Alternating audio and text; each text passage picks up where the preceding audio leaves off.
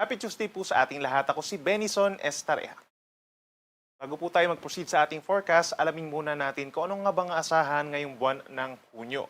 Sa mga unang araw po ng buwan, posible na po magsimula ang wet season or tag-ulan sa Pilipinas na mas mararamdaman po dito sa may western sections ng Luzon and Visayas. Dahil po dyan, mas dadalas na po yung tinatawag natin na southwest monsoon or hanging habagat o yung hangin na nagmumula po sa timog kanluran na mataas ang moisture. So ibig sabihin, pag mas mataas at basa ang hangin, ang moisture, ibig sabihin po mas madalas ang mga nagfo-form ng mga clouds at the same time, posible ang mas madalas sa mga pag-ulan na minsan ay malalakas. However, posible pa rin po yung tinatawag natin na monsoon break o yung panahon na nagtatagal ng ilang araw or hanggang 2 linggo kung saan walang umiihip po na hanging habagat at halos walang nararanasan ng mga pag-ulan.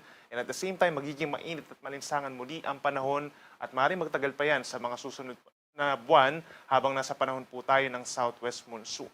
And for June 2026, posible pong 1 hanggang 2 bagyo sa loob ng Philippine Area of Responsibility. Base po sa ating latest climatological tracks po ng Pag-asa, may mga bagyo na lumalapit po dito sa may parting Bicol Region and Eastern Visayas. Pagpasok niya ng Philippine Area of Responsibility, sa kilos po pa northwestward at dadaan po dito sa natitirang bahagi ng Southern Luzon. May chance din na dumaan at maglandfall dito sa may Metro Manila, gayon din sa ilang bahagi ng Central Luzon.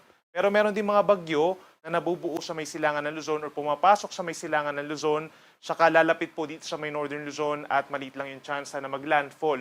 At sa halip po ay magre-recurve or lilihis ang direksyon palayo sa ating kalupaan patungo dito sa may Okinawa, Japan. However, kapag po nandito ang mga bagyo sa may hilagang bahagi ng Philippine Sea, may tendency po na palakasin ito ang hanging habagat or southwest monsoon. So yung mga areas na pinakamaulan ay hindi po itong mga areas na pinakamalapit po dito sa may bagyo sa may Northern Luzon, kundi dito po sa may areas po ng Mimaropa, Western Visayas, Zambales, and Bataan dahil ini-enhance po nito yung southwest monsoon kapag ganitong panahon ng Hunyo. Ang susunod po na ipapangalan natin sa mga bagyo ay Esther and Francisco. Sila po yung magiging pang-5 at pang-6 na bagyo ngayong 2026. Ngayong araw naman po at maging sa mga susunod na araw, andyan pa rin po yung epekto ng southwest monsoon o yung basang hangin galing po dito sa may timog kanluran, also known as the hanging habagat. Marami pa rin po mga lugar ang magkakaroon ng mga pag-ulan sa mga susunod na araw and within the next 12 hours, pinakang-uulanin ito pa rin areas kagaya ng Palawan, Occidental Mindoro, Cavite, Batangas, Zambales, Bataan, Tarlac, Pampanga, Bulacan, Metro Manila, at Pangasinan. Kaya't magbaon po ng payong kung lalabas ng bahay, mag-ingat din po sa banta ng mga pagbaha at pagguho ng lupa. Habang natitirang bahagi ng Luzon, gayon din ng Western Visayas, may effect din po yun ng southwest monsoon, kaya madalas din po ang mga magiging pag-ulan sa susunod na 12 oras, bagamat hindi naman ito tuloy-tuloy.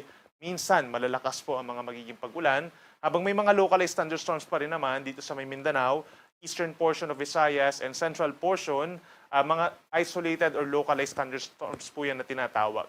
Sa mga nagtatanong naman po kung kailan nga ba magsisimula ang panahon ng tag-ulan, kapag po na-meet na natin yung criteria po sa lakas ng hangin at sa lakas po ng ulan, na kailangan po ay galing po dito sa may kanluran in terms of hangin at kailangan nasa 25 millimeters po for a 5-day period, then saka pa lang po tayo magdedeklara at estimate natin is by the end of this week or early next week. Samantala, base naman sa ating latest satellite animation, meron po tayong namata na cloud cluster or kumpul ng ulap dito po sa may West Philippine Sea at hindi natin inaalis yung chance na by tonight or tomorrow, kaya may mabuo po dyan na low pressure area. At yung assessment po natin, pag mayroon dyang low pressure area, kikilos ito pahilagang silangan or along dito sa may West Philippine Sea pa rin, sa may kanluran po ng Luzon. And at the same time, simula po ngayon hanggang sa mabuo yung LPA, hanggang sa araw po ng Friday, posible magkaroon ng mga pag-ulan pa rin dulot ng habagat at low pressure area sa malaking bahagi po ng Luzon. So lagi lamang magantabay sa ating updates. Bukas naman, that's Wednesday, 2 araw po ng Hunyo, pinakamalalakas pa rin ng mga pag-ulan dulot ng southwest monsoon sa western section po of Luzon, kabilang na dyan ang Occidental Mindoro, Cavite, Batangas, Metro Manila, gayon pa rin dito sa may Bulacan, Pampanga, Tarlac, Zambales, Bataan, Pangasinan, La Union, at Benguet. Kaya sa ating mga kababayan po na lalabas ng bahay bukas, make sure na meron tayong baon na payong or kapote at mag-ingat pa rin sa banta ng mga pagbaha at pagguho ng lupa.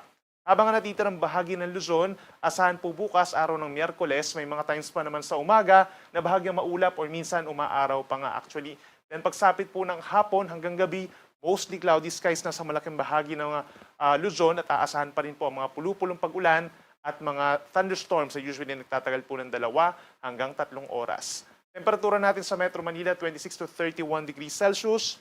Sa may Baguio, 17 to 21 degrees lamang. Habang dito naman sa may Tuguegarao and Legazpi, hanggang 33 degrees Celsius. Sa ating mga kababayan po sa may Palawan, mas mababawasan na po yung mga pag-ulan, lalo na dito sa may central and southern portions. Sa umaga, medyo umaaraw pa, no? Pero pagdating dito sa may northern part, kabilang ang Calamian Islands, maulap na kalangitan na ang iiral at sasamahan po ito ng kalat-kalat na ulan and thunderstorms for the entire Palawan. Pagsapit po ng hapon hanggang gabi, mataas ang tsansa ng mga pag-ulan at thunderstorms. Dito naman sa Visayas, pinakamataas ang tsansa ng ulan sa may western portions, lalo na sa may Aklan and Antique. Umaga pa lamang, may tsansa na po ng mga pag-ulan dulot ng habagat. Habang natitirang bahagi ng Visayas, partly cloudy skies, umaga hanggang tanghali, and then sa dakong hapon hanggang gabi, andyan pa rin yung mga pagkulimlim at may tsansa pa rin po ng mga localized thunderstorms or pulupulong pagkidlat, pagkulog. Temperatura natin sa Puerto Princesa hanggang 32 degrees Celsius, habang sa may Metro Cebu, mainit po sa tanghali hanggang 33 degrees. At sa ating mga kababayan po sa Mindanao, asahan, gaya po dito sa malaking bahagi ng Visayas, fair weather conditions naman or magiging maaraw at maganda ang panahon in terms of, yun nga po, magiging maaraw naman or maaliwalas ang kalangitan mula umaga hanggang early afternoon. Then pagsapit muli ng hapon hanggang gabi, nagiging makulimlim na po lalo sa may areas ng Zamboanga Peninsula and Bangsamoro region at sasamahan din ng mga isolated na ulan at mga thunderstorms na walang kinalaman sa anumang LPA or bagyo. Temperatura natin sa may Zamboanga City and Davao City, mainit din po hanggang 33 degrees Celsius. Para naman sa ating weather advisory, meron po tayong aasahan na significant rainfall sa susunod na 3 araw. Yan po ay dahil pa rin sa southwest monsoon. Meron tayong nilalabas po na weather advisory kapag significant ang magiging pag-ulan at posible ang mga pagbaha at pagguho ng lupa. At kapag meron tayong yellow, ibig sabihin po niyan, posible ang 50 to 100 millimeters sa dami ng ulan sa loob ng 24 oras. So simula po ngayong hapon hanggang bukas ng hapon, posible ang malalakas na ulan sa may Palawan, Occidental Mindoro, ganyan din sa may Cavite, Batangas, Metro Manila, paakyat ng Bulacan, Pampanga, Bataan, Zambales at Pangasinan. Kaya inuulit natin, mag-ingat sa banta ng pagbaha at pagguho ng lupa. Sa ating mga kababayan naman po, pagsapit ng bukas ng hapon hanggang sa Thursday afternoon, mataas pa rin ang tsansa ng ulan sa may Zambales, Bataan, Tarlac, and Pangasinan. And at the same time, dito na rin po sa may Benguet, La Union, and Ilocos Sur dahil sa unti-unting pag-akyat ng malalakas na ulan dahil sa southwest monsoon. So mag-ingat din po sa banta ng mga pagbaha, lalo na sa mga low-lying areas. Mataas din ang tsansa ng pagragasa ng mga ilog natin dyan at sa mga bulubundok na lugar, lalo na dito sa may Cordillera region, posible po ang landslides. Habang pagsapit naman ng Thursday afternoon hanggang Friday afternoon, maraming lugar pa dito sa halos buong Northern Luzon, actually buong Ilocos region po, no, makakaroon ng significant na rainfall dahil sa pag-akyat pa ng southwest monsoon. Ganyan din ang mga probinsya ng Abra, Benguet, at dito pa rin sa may Zambales and Bataan. Ang mga pag-ulan po natin by nature, paminsan-minsan ay malalakas. So may mga times na hindi umuulan, may times na magkakaroon ng mga pag-ulan, pero malalakas at posible mong umabot sa more than 50 millimeters. Kaya nandyan pa rin ang banta ng mga pagbaha at pagguho ng lupa. So make sure na coordinated din tayo sa ating barangay officials at local government units na kailangan ng rescue at evacuation. Para naman sa lagay ng ating karagatan ngayon and for the next 2 days, mananatili pa rin medyo maalon po, no, dito sa may West Philippine Sea at doon sa may extreme northern Luzon hanggang 2.8 meters po dahil yan sa southwest monsoon pa rin. Habang nandito ang baybayin po ng ating bansa, from Sulusi hanggang dito sa may Bicol region, Visayas, Mindanao, aasahan na banayad naman hanggang katamtaman ng taas ng mga pag-alon, kalahati hanggang 1 metro, and then kapag may mga thunderstorms tayo sa hapon, umaakyat na po ito sa 2.5 metro, paminsan-minsan. Make sure na coordinated tayo, lalo na dito sa Luzon, sa ating mga local coast guards, kung magpapatuloy ba ang inyong biyahe sa mga susunod na araw dahil po yan sa malakas na habagat. At para naman sa lagay pa ng ating panahon, from Thursday up until weekend, that's June 4 to 6. Andyan pa rin po ang southwest monsoon. Inuulit natin, unti-unting aakyat po yung southwest monsoon natin. Kaya ang pinakamaapektuhan po talaga ay Luzon.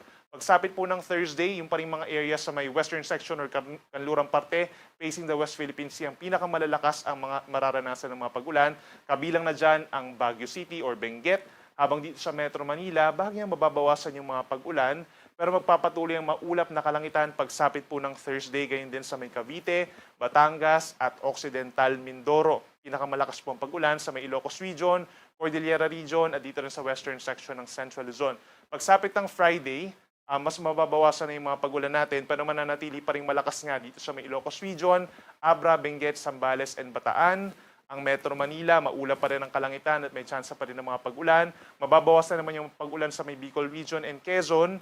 Habang pagsapit ng weekend, mas mababawasan pa yung mga pag-ulan at yung mga lugar na uulanin. So more on dito na lamang sa may Metro Manila, pakyat ng Zambales, Bataan, Tarlac, Ilocos Region at dito rin sa may Abra at Benguet.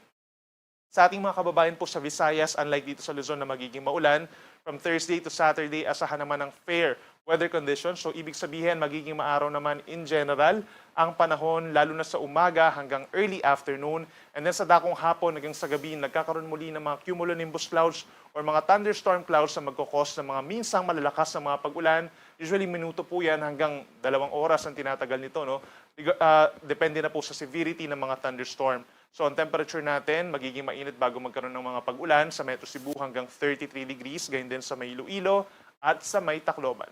Habang sa ating mga kababayan po sa Mindanao, kagaya sa Visayas, from Thursday up until Saturday, make sure po na meron tayong panangga sa init dahil mananatili pa rin maaraw ang kalangitan mula umaga hanggang tanghali sa mga magbibrigada eskwela po or nagpe-prepare para sa pasukan by next week. Mataas ang tsansa ng mga pag-ulan pagsapit ng hapon pa hanggang gabi sa malaking bahagi ng Visayas and Mindanao. So make sure na yung mga lalabas po dyan ng mga kaguruan natin at yung mga papasok na rin sa trabaho from Thursday up until Saturday, uminom po ng tubig para maiwasan ng heat stroke or pagkahilo. Ang ating sunset, 6:22 ng gabi at ang sunrise bukas, 5:26 ng umaga. Yan muna latest mula dito sa Weather Forecasting Center na Pag-asa. Ako po si Benison Estareja. Mag-ingat po tayo.